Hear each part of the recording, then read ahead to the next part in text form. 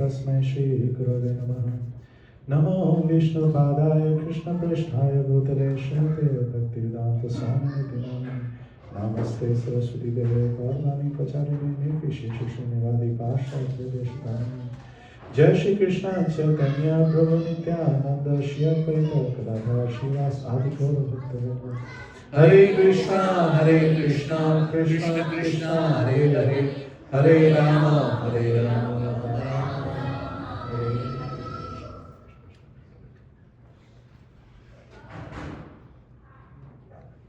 All right, so I think most of us can recognize the deity. I was inspired by your post today, Amrita Nandini Mataji. It was so nice. For those of us who don't know, this is Shri Radharaman. Shri Radharaman ji has a very interesting history. So Gopal Bhatta Goswami was one of the 6 Goswamis. He's one of the followers of Chaitanya Mahaprabhu. Yeah, it'll be nice if we can keep the door closed. I think kids are having a wonderful time, as they should. All right, so he was one of the 6 Goswamis, and he, of course, towards the latter part of Chaitanya Mahaprabhu's life, it was so nice to see you, Prabhu. Yeah, yes, Hare Krishna.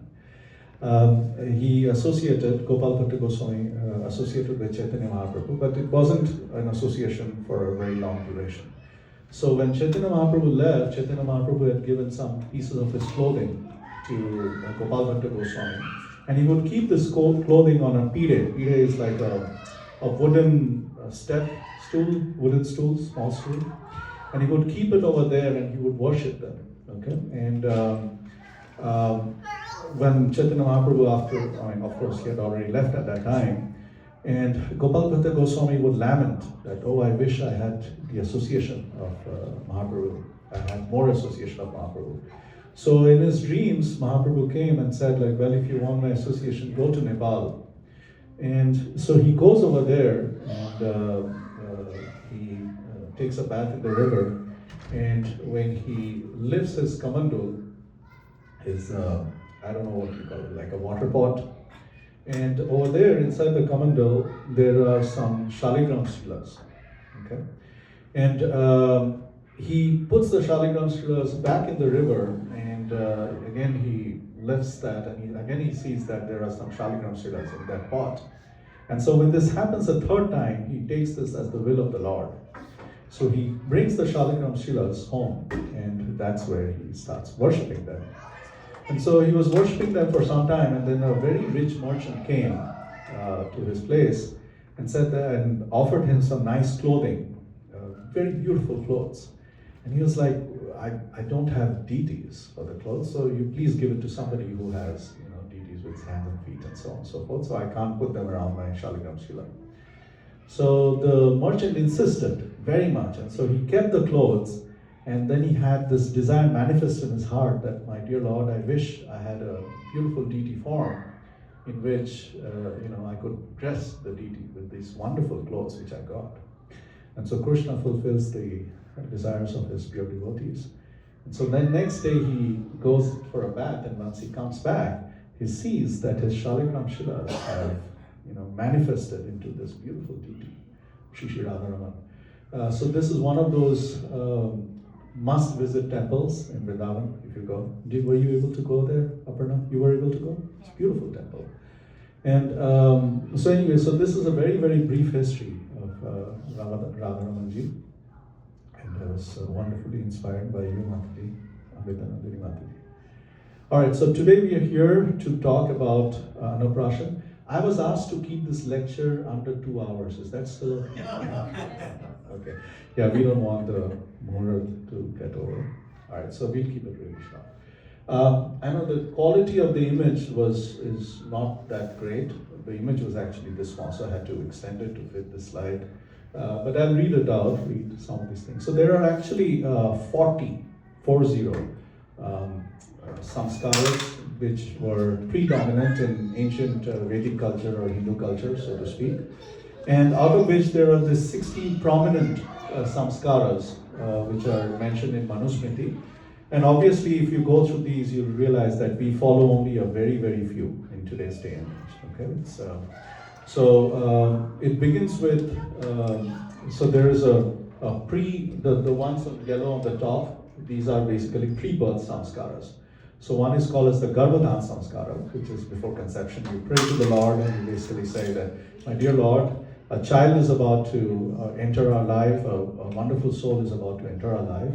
Please can you bless the advent of a pure soul, or as elevated as possible into our life, who can accept your service and the service of the devotees and so on. So that is the Garbhadhan Samskara. And then there is this samskara in the 3rd month of pregnancy. There is, even over here also, you'll see the first trimester is a little bit shaky, it's a little tricky. Things can go, north or south on the first trimester. So once you pass that milestone on the 3rd month of pregnancy, that's the Pumsavanam samskara.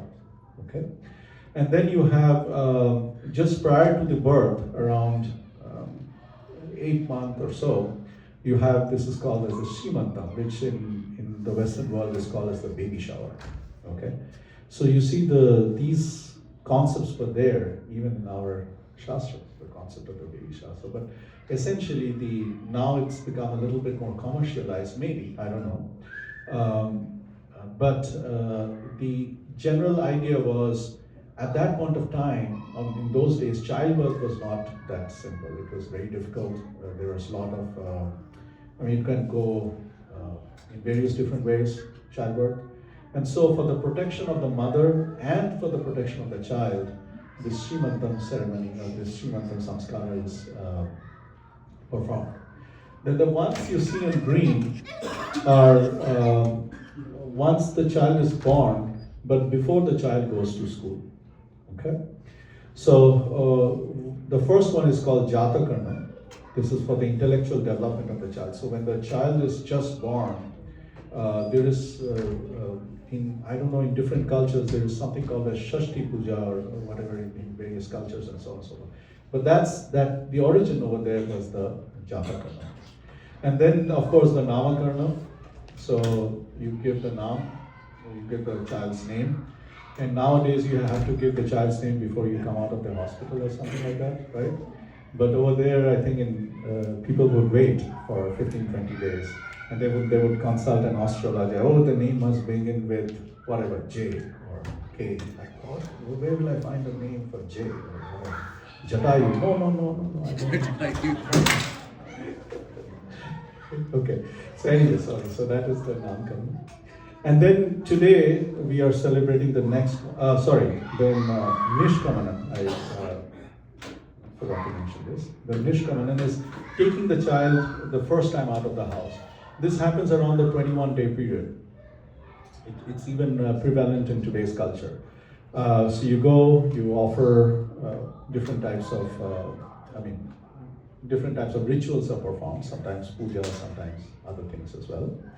And then today, we are gathered here to do this next one, which is called the Annaprashanam. Annaprashanam is a major samskara. Annaprashan is the first time that the child eats grains. Okay, and grains is a must. It can't just be solid food. It has to be grains. Okay, so this is the first time. Although it is said the child is fed solid food, it can't be like, I don't know, those Gerber purees or whatever it is. It has to be grain oriented. Okay. Very quickly, the next couple of things, and then I'll come back to Annaprashan. Then there is the ear piercing, first is the cutting hair. Chuda Karanam. So the first time the hair is cut, and then the Karnavedam, the piercing of the ear. In the old days, and in fact even now, in many parts of northern India, you will find male children also having their ears pierced. I'm not so sure whether it is the same in all cultures or not, but anyhow, so that is another thing. So there are a lot of scientific reasons why each of these samskaras was performed. There is also a room available upstairs, which is there. So if somebody wants to, they can take the kids over there. They can. All right. So then the child goes to school, and right up to that purple thing, you will see that this is all school related, education related. So the first thing is called Vidya Arambham, Vidya Arambham. So the start of Vidya. Also in some cultures in Bengali you call this Hatekori, right? And so in olden days what you would have is the sandbox or something like that. And somebody would take a stick and then do that. And then that graduated into a chalk, a slate. And then, write write and so on. So a child is taught to write for the first time. And then, of course, the next one which you see is called Upanayam. Upanayam is depending upon which Varna you are in. So which Upanayam was usually performed for Brahmin kids. But essentially it is the sacred ceremony, sacred thread ceremony. Combine those two. Sacred thread ceremony. And then, when my kid was going to school, at the end of, especially like even pre-K or kindergarten and so on and so forth, after every year, what would they have? They would have a graduation ceremony. Guess where that came from? That came from here. So which is the next samskara. It is called as a Praishartham, which is before and after each year of study. This is essentially the genesis of that, okay? And then you have, depending upon whether it's a boy or girl, you would have a couple of different samskaras. One is Keshantam. Keshantam is when the boy first starts shaving. Or you have the Ritusuddhi, which is the first menstrual circle of the girl child. And then finally, the final graduation ceremony, which is Samavartana, which is the end of student life. So till this point of time, the kid is studying, and they follow very interesting rules and regulations. For example, some of the rules and regulations are, you don't accumulate, okay? And then you beg for charity, you don't have to give to charity. Then if it's a male child, you don't mix freely with women, okay, or with other girls and those kinds. And I'm talking about the Vedic culture. But as soon as the violet thing happens, so between this blue and violet, there is also a change in ashrams. Okay? So up to this blue thing, what kind of ashram do you think the kids were in? They were in Brahmachari ashram. Okay? And the purple one is they go to Grihastha ashram. But right at the cusp of it, they enter another ashram. Okay? So it is combination of Brahmachari and Grihastha. It's called the Brahmastra ashram. So there's a lot of heat in that ashram. So a consequence of the heat is they go into Vivaha. So that is the next samskara, the Vivaha samskara. So in Vivam Samskara, all rules are exactly reversed. Not you don't no longer need to accumulate, you have to accumulate. You have to do job. You have to associate with your wife. You have to, so it's very interesting. It's like as if a switch went on and off. Okay? And then this is it. This is the last of it till you die. And so at that time when you die, it's the Anteshti or Antim Samskar that is called, that is performed. Okay? So these are very short, some of the samskaras. Anybody over here can tell why these samskaras were followed? Why do you think they were followed in those days? They leave an impression on the mind, which gets carried from word to word. Very nice, very nice. So why should we even follow these? Like, expand on what you were saying. So because everything, all our consciousness is essentially formed by samskaras. When we get exposed to media, for example, right, we are exposing ourselves to samskaras. Yeah. So in Vedic culture, these samskaras would imprint really pious, sacred memories, so to speak, or impressions upon the mind of the person, so that they would go through birth, and it's just kind of like in the back of your mind. Sometimes when you're doing something and you don't know why you're doing it, but you know that it's there, you like or dislike something. Right. That's the prior samskara coming to the fore. Very nice, very nice. Yeah. So one of the names of the Lord is Uttam Protham. What's it? Can everybody repeat? Uttam Protham. Little louder.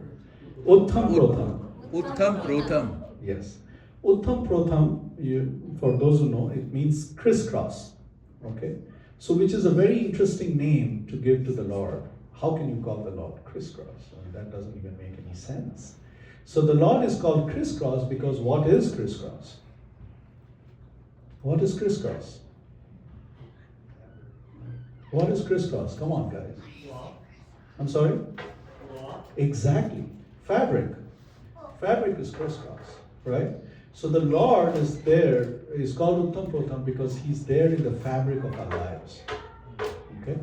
He's there. And so sometimes we don't have the intelligence and the acumen to feel the presence of the Lord. And we think of this as coincidence. Oh, I got this, I got that association, I got this gift, or whatever it is, something related to the Lord, some nice instruction or whatever it is. And we think that it's just coincidence. We don't really necessarily see the hand of the Lord in our lives. So a lot of these samskaras is there to tell people that, hey, the Lord is there in every single event of your life, in every single milestone of your life. Come and pray in front of the Lord. Don't forget your roots. Don't forget your place. Okay? Somehow or the other, engage in the worship of the Lord. Even if it is ritualistic, at least come over here and do that. Okay? So this is the reason why these samskaras are there. So now we'll talk about the Annaprashan ceremony. So why is Annaprashan so important? And because you see, Anna is related to grains. And grains, well, for that matter of fact, any food, the way the food comes in is there are rains. You can grow plants without soil. There are a lot of hydroponic plants. But you cannot grow plants without water. Okay? So, and where do the rains come from? The rain come from above. They cannot come from under the ground. Okay? They have to come from above. Even if there is water coming from under the ground, it's because it has been rained on. You cannot grow plants in the middle of a sandy desert. It doesn't work. And so the whole aspect of this is the concept of rain is it is adidaivic. It is coming, it's a benediction from heavens. It is a benediction from something which we don't have a control of. Okay? And what it does is, it's said that the rain brings with it a karmic aspect in our lives. And that enters into the food grains. And when we consume the food grains, that's how the karma which is due to us is manifested. Okay? And so, when we cannot subsist without eating solid food. It's very, very difficult. In fact, even people who only have, I don't know, liquid diet for some period of time, that liquid is more or less coming from some, fruits or vegetables or something mixed to it, mixed with with water through which they subsist themselves, some minerals, some things, and so on and so forth, right? So when we do the Annaprashan ceremony, we're telling, my dear Lord, please protect this child's journey in spiritual life, so that when they are now engaged in some kind of devotional service, any kind of service, either for themselves, for devotees, or others, so on and so forth, may this blessing that they are incurring because of this samskar, may this blessing remain with them for the rest of their lives. That is one of the reasons why this Annaprashan ceremony is done. There is another reason, and that is it's said that the proclivity of the child is gauged during this ceremony. What is this child interested in? Okay? So the way this works is different things are kept in front of the child, and the child is then asked to crawl around or reach, if they cannot crawl, or they might be very young, and reach and touch something which they like. And this is done a couple of times. And so whatever the child picks up, that is their proclivity. Okay, so there are the various things that are usually kept are some writing instrument, then some scripture, some like a Bhagavad Gita or something, like it could even be a chanting bag. Then it could be some money, it could be earth, And so when this happened with me, I picked up earth, right? So that was my proclivity, right? My daughter picked up a pen and a credit card in 2 hands. And she did it twice. And so we are hopeful that our retirement depends on her. Successful. Okay, and so on. So the only reason I mentioned these 2 examples is it's not necessarily a good thing or bad thing whether they picked up one thing versus another. That has no bearing on it. So we're not here to judge kids like, oh, why did you pick up this? And sometimes I've seen in ceremonies, if the kid mistakenly picks up some coins, put the coin down.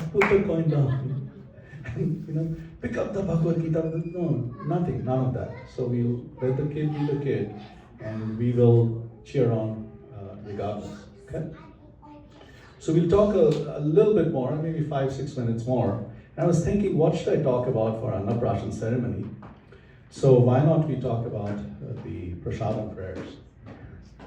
So the prasadam prayer, the way the prasadam prayer goes is like this. Mahaprasade Govinde, everybody can repeat. Mahaprasade Govinde, Nama Brahmani Vaishnave. So this is important, Nama Brahmani Vaishnave, because you go to many different places and they'll say Namo Brahmani Vaishnave. So it's not Namo, it's Nama. And I'll tell you the reason why. Swalpa Punya Vatam Rajan, Vishwasha Naiva Jayate. So what it means, so there is this dialogue going on in the Mahabharata, like, oh Rajan, oh king. So there are 3 things in which you should never lose faith. You should always have faith. Okay? One is the Govinda's Mahaprasad. Okay, Mahaprasad is Govinda, that's one. Second is Nama, the holy name. And the third one is Brahmani Vaishnava. Okay? So the Vaishnavas, who are twice born, who are essentially Brahmanas, the Brahmana Vaishnavas. Okay? And so even if you have very little faith, or even if you have very little pious activity, swalpa punya, you have very, very little pious activity, just by having faith in all of these, you will be completely elevated. So the translation goes like this. I don't know whether you can see this or not. O king, for those who have amassed very few pious activities, Salpa Punya, okay, their faith in Mahaprasad, Sri Govinda, in the holy name and the Vaishnava is never born. So this is very, very important for us to remember. And then the prayer continues. Sharira avidya jal, jodendriya tahe kal, jibe fale vishay sagore, tara monte jivayoti, lobomaya shudurmati, take jeta kothina samskare. So this sharira is avidya. Avidya means ignorance. It actually, if you were to ask anybody, like, hey man, what is the biggest problem in life? They'll, say a lot of different things. Some of them will say that, well, the biggest problem in my life is, I don't know, my spouse or this other person who doesn't like me, or my lack of money or this and that. Actually, the biggest problem in our life is avidya. Avidya. Avidya means beginningless ignorance. Okay? So what does that mean? Well, that will take our class very long, but very quickly, how many of you know where you were before you were born? Right? Very few people. Okay? Does anybody know? How many of you know where you will go when you will die? After you die? You don't? So this is an example of ignorance. We don't know, right? We know many things. Oh, I know this, I've done this PhD, I've done this thing, I've done a master's, this, that, whatever it is. I am this executive in this organization and so on. But we don't know these very basic things. So this is just an example of avidya. Avidya has many other examples and so on and so forth, right? So this body that we've gotten, this is avidya jal. Okay, why? Because even this body has like gross body and subtle body, mind, intelligence, false ego. Even with the gross or subtle body, we do not know some of these very basic things, right? Jodendriya taheka. Okay, all these indriyas that we have, this sense percepting organs that we have, they are the ones, they're first taking us here, taking us there, and so on. So they're never really keeping us satisfied. How many of you love pizza? Everybody likes pizza, right? Okay, so I need a volunteer. Aparna Mataji, you said you like pizza, right? So what's your favorite kind of pizza? Veggie pizza. I'm sorry? Veggie pizza. Veggie pizza. Okay, so I'll give you one slice of veggie pizza. Do you like it? Right after you finish that slice, I'll give you another slice. You like it? After the second slice, I'll give you a third slice. You like it? No? But you said you like pizza. Yeah, until it is like this. Right? So this is our problem. Even the things that we love has an expiry date. Right? Right? How many of you think your earlobes are, great? It gives you a lot of pleasure. Earlobes. Very few, almost nobody. Somebody who's like really weird. Will say, oh my, you can't really give your earlobe a lot of pleasure.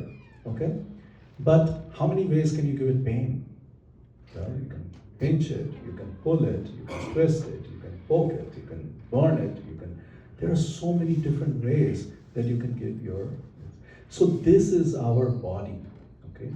And our body is meant to take us from avidya to vidya, but unfortunately the circumstances that we are in, it's just the other way around. Jodendriya tahekal, all our indriyas are just taking us from bad to worse, okay?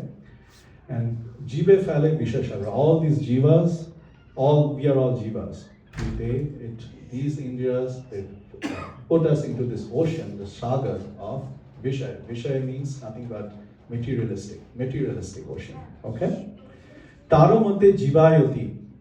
Among all of these sense of organs, the jiva, the tongue, lobhamaya shudurmoti, okay? So it is very, very difficult it is very naughty, it is shudurmati, it has its own mind. Oh, I want to eat this, I want to talk about that person, I want to, shout at this other person, and so on and so forth, right? Take jeta kothina samskare, to conquer it is very difficult, katin. In this world, in this samsara, to control the tongue is very, very difficult, okay? But it is also very easy. How is it easy? Krishna baro dayamoy, koribare jiva joy, sha prasad anno dilo bhai, she anamrita khao, Radha Krishna gun gao, preme dako chaitanya nitai. So he said, like, don't worry about it. I know your sense organs are very difficult to control, and amongst them the tongue is even the most difficult to control because it likes to eat all sorts of things. It likes to do gossip. It likes to shout in anger. It likes to, talk all sorts of nonsense and so on and so forth. But in order to control this tongue, Krishna bada dayamay, koribare jivajay.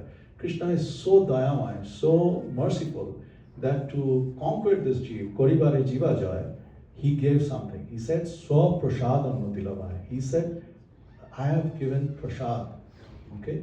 But I have given Swa prasadam. I have given myself in the form of my mercy. Okay?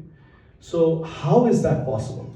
So the way it is possible is very simple. You take whatever you want to eat, or whatever the Lord wants to eat, but let's say whatever you have cooked, offer it to the Lord.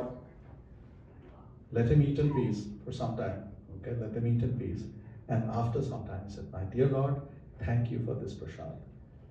That's it. That is it. Just by this process of 5 or 7 minutes, a lot of our problems in life are going to be resolved. Okay?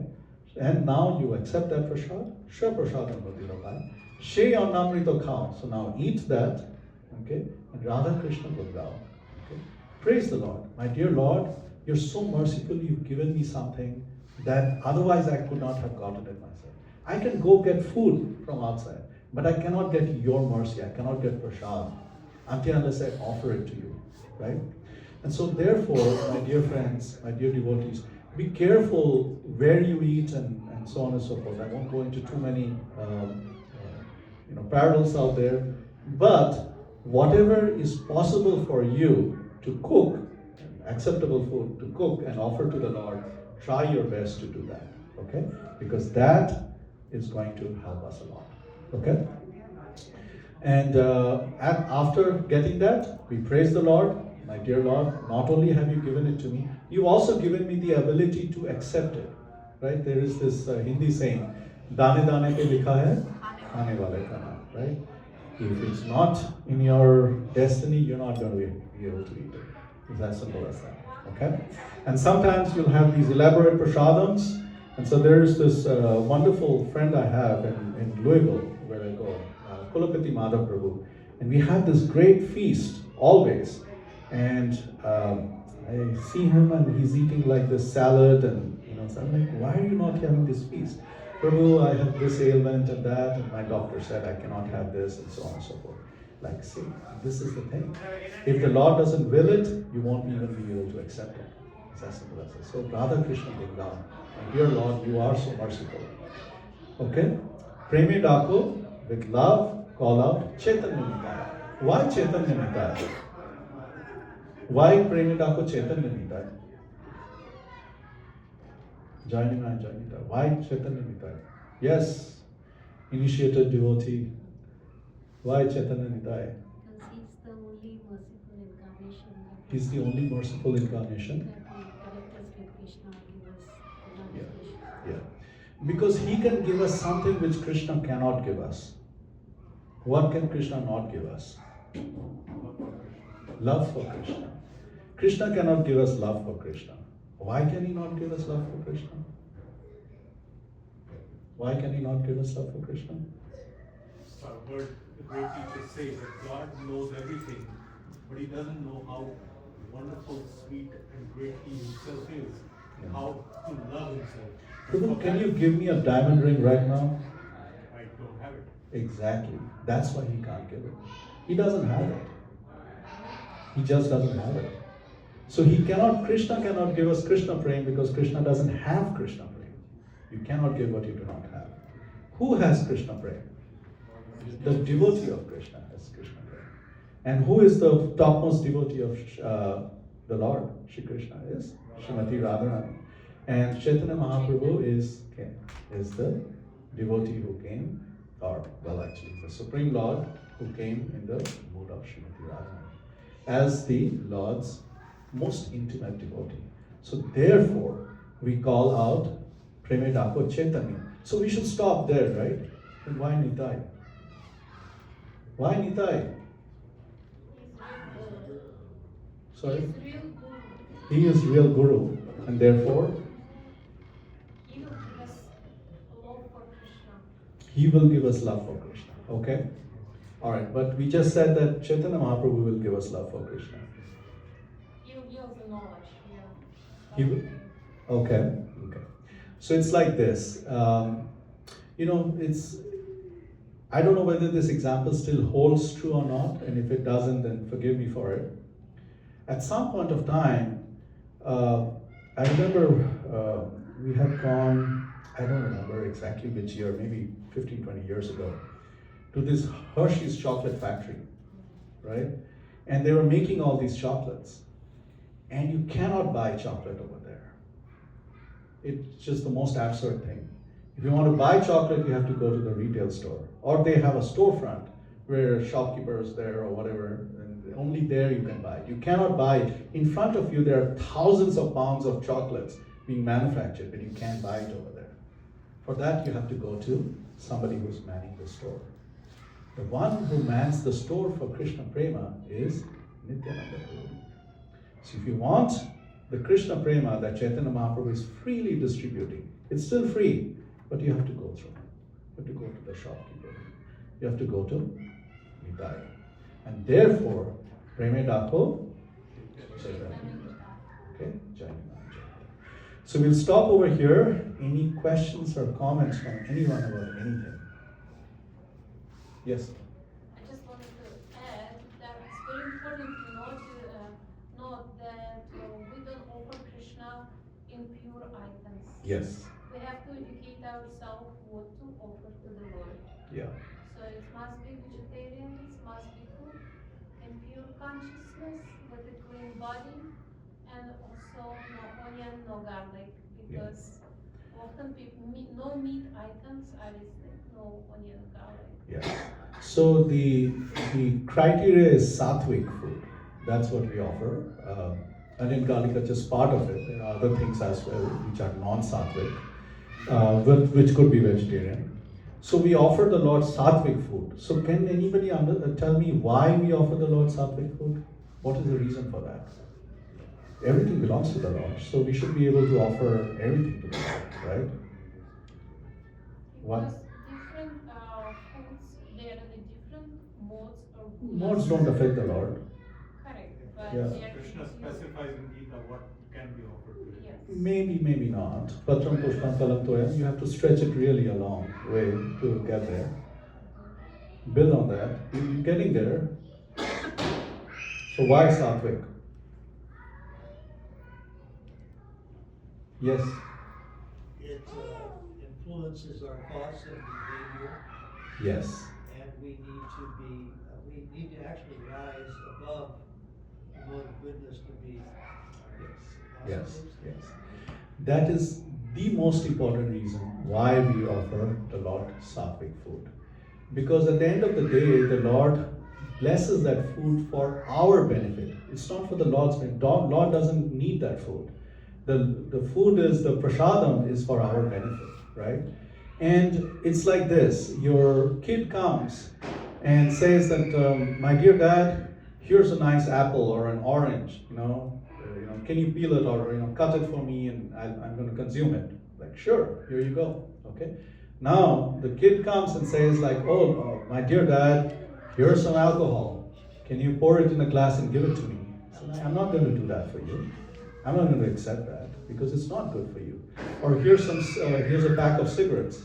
Can you, just take it out, peel it off, and give me a couple? No, it's harmful for you. It's not good for your health, right? It's not for me. It's for the kid, right? So that is one of the most important reasons why we don't offer it. And the Lord never accepts things which are harmful for the Lord's devotees. And therefore the Lord doesn't accept anything which is not sattvic. Okay? So he doesn't accept it only. Okay, and then we might think that, oh, we have offered this and we're going to consume prasadam, but then that's our fallacy. The Lord doesn't accept it. You're not consuming prasadam. At that point of time, all you're getting is the reactions to that. Okay? Does that make sense? Is that? That's why three gunas, each food belongs to each guna, Yeah. because that's affect the consciousness, Yeah. and that's what's Lord, and because Lord is pure, so pure items must be, and that's why there's a description of different modes in different foods. Yeah. And in pure foods like meat, alcohol, tobacco, or onion and garlic. And there is a pure food, and there is a food wherein the Rajasa type of aggravating the body and consciousness. So by knowing that, I guess. Yeah. Very nice. So now, of course, the takeaway from today's session is we are now going to just perform the Annaprashan ceremony. My dear friends, my dear devotees, I totally get it. I was born in a Bengali family as well. I can look around and I can sense that it's not possible for everybody, not everybody is at a state where where they're always having vegetarian food. I get that. But we got to start somewhere, right? We, all of us over here, are in some state of anxiety. We are in a state of anxiety either about our jobs, about our health, about our relationships, about what is going to happen to our parents. And if anybody has any kid, then they're always in a state of anxiety about the kid. Okay?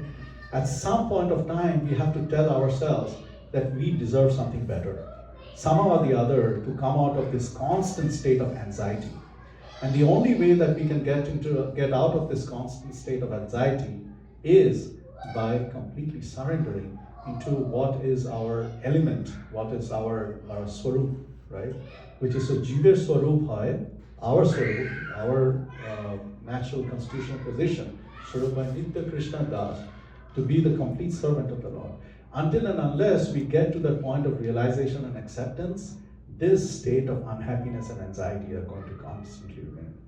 And a simple adjustment in our food habits, even if you cannot do it, 24/7, do it as often as you can, as many times as you can. Start at a place, okay? And then see how far you can go. Try to have vegetarian food as many times as you can. While you're having that, once you cook it, don't taste it, cook it with a nice consciousness. Offer it to the Lord. My dear Lord, please accept this, okay? And then accept it, then honor that prasadam, don't just eat it, honor it. Sitting nicely, without like having some prajalpa, without finding fault with each other or others and so on and so forth, or watching some show on TV or whatever, honor it very nicely, very wonderfully. And then you will slowly see the transformation in your life. Slowly, that anxiety, that fear, that hankering, those things are going to dissipate. Okay? Make these changes if you can. Okay? All right, we'll stop here, otherwise the kid will grow up and then you have to have the colonel. Yeah. All right, so everybody ready? Is your son ready? What is his name? Rishabh. Nishan? No, Rishabh. Rishabh. Yeah. Okay, Rishabh. He came out of the sleep. Like Rishabh Dev. He likes to talk. Oh, that's wonderful. That's what he Yeah, says. very good. All right, so somebody can hand me the payash, and payash has been offered, right? Yes. Srila Prabhupada ki. Pandit Srivas Prabhu ki. Srila Prabhupada. All right, so I'll move to this.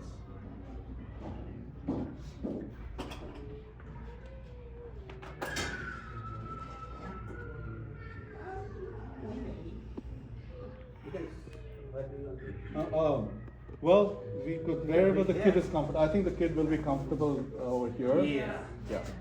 And where's the kid's mommy? She's the most important person. Yeah. All right, so while we are feeding Rishabh, we will very softly sing Hare Krishna. Okay? Or you can use that. Okay. Hare Krishna, Krishna Krishna, Hare Hare, Hare Rama, Rama Rama, Hare Hare. Hare Krishna, Krishna Krishna, Hare Hare, Hare Rama, Hare Hare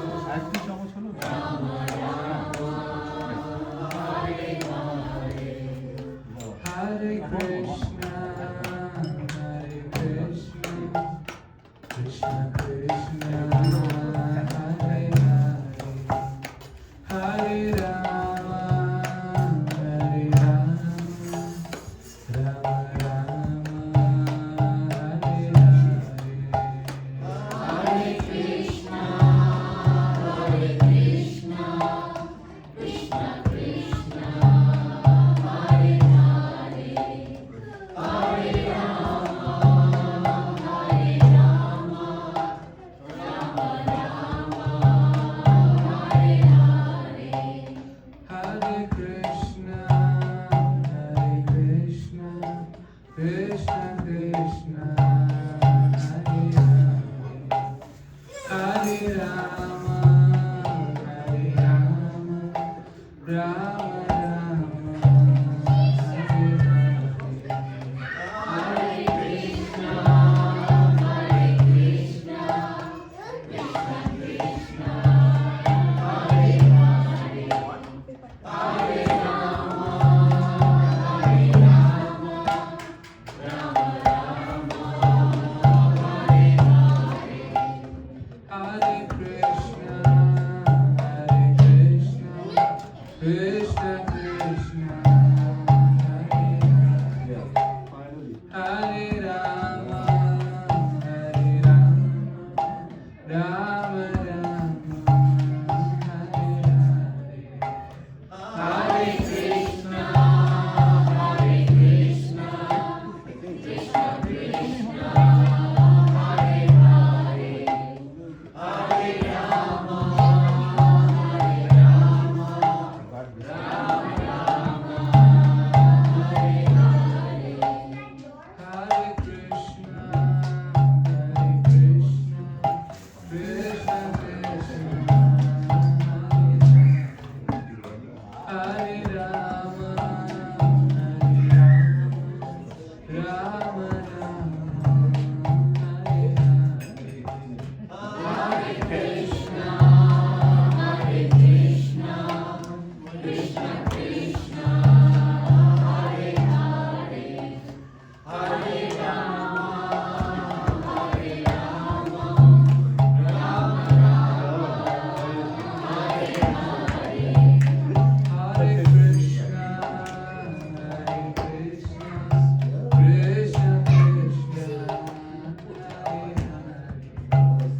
Hare Rama, Hare Rama, Rama Rama, Hare Hare.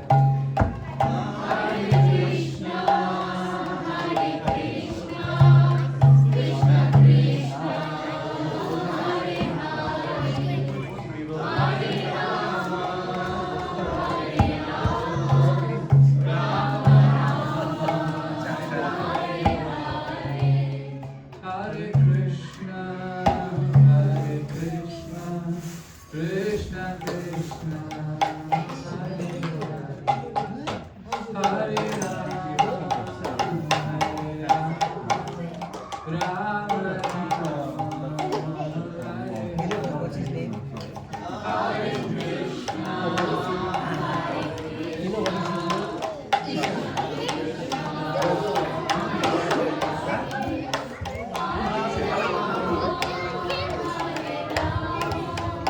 Rama Rama, Hare Hare Krishna, Krishna Krishna, Hare Hare, Hare Rama, Rama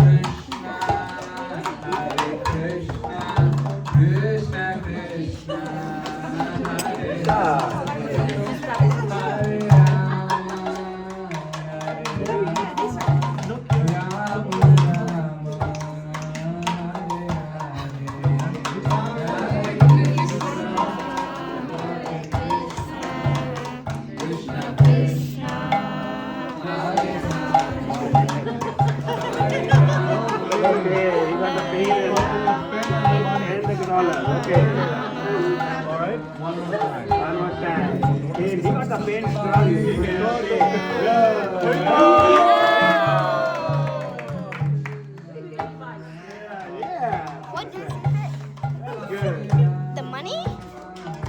Okay. Now what?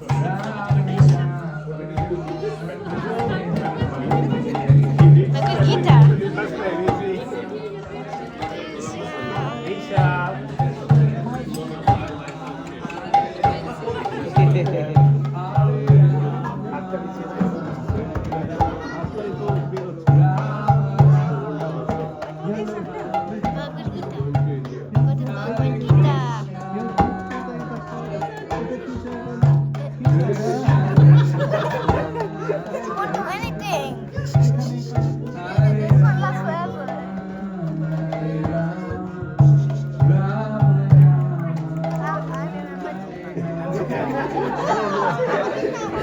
I'm not buying anything. How long you guys can patience?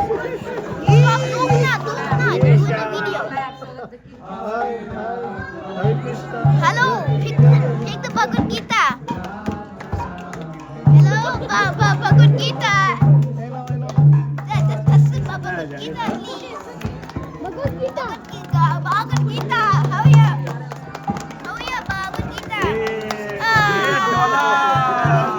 Oh my goodness. Alright, Haribol. Be a businessman.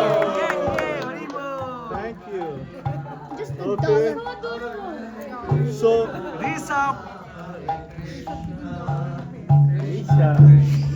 Alright, so he picked up a pen and he didn't let it go. So he will be an intellectual for sure. Okay. He's also picked up the dollar. Well, at least he put his hand on the dollar. So which is very good, I guess. He's going to be a So businessman. he will be an intellectual, but he will be also a professional. So maybe he will do his PhD or something like that and be one of the high-paying professionals. Okay? All right. So thank you so much, Prabhu. So today's feast is sponsored by Samaresh Prabhu on the occasion and Mataji and Indrani Mataji on the occasion of their son Rishabh's Annaprashan, who's a very happy boy, I have to say. Yeah. Hare Krishna, Hare Krishna. Yeah. So please let us thank them by chanting the Hare Krishna Mahamantra. Hare Krishna, Hare Krishna, Krishna Krishna, Hare Hare. Hare Rama, Rama Rama, Hare We have a Hare. small gift for you. Can somebody get the No. The gift bag. You have made a bag, मत करिए यार. Put the bag. Lily is a child. This is a small gift for Rishabh. Okay. Hare Krishna. Hare Krishna. Okay. All right. So Prashadam now. Sure. Yeah. Oh, Zay, come on. I'm waiting. Oh, we have to do aarti. We have to do that. Oh, come on. I will. Let's do Can I aarti. also